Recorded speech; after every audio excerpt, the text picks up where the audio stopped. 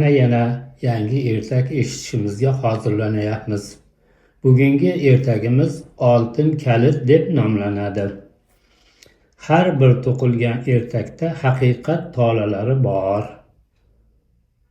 Ana u katta serbarg daraxt tagida har kuni bir cho'pon kelib, uni soyasida hordiq chiqarib, nayda og'ir kuy chalar edi.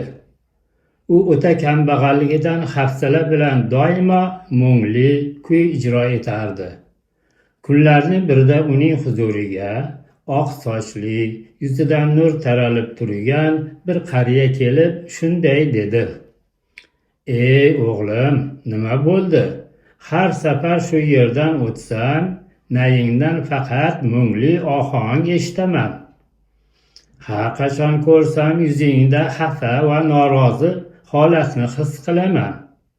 Cho'pon xo'rsinib shunday javob qaytardi: "Bir paytlar omadli, mo'l ko'llikda yashar edim.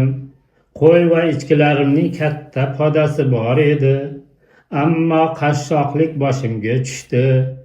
Endi esa bir ikkita qo'yimdan boshqa hech narsam yo'q.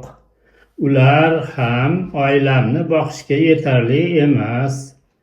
Bu gaplarni eshitib qariyaning yuzida mehr va shafqat, rahm paydo bo'ldi.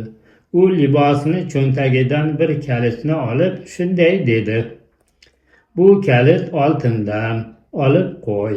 Ammo sen rizqingdan sadaqa berishlikni maslahat beraman."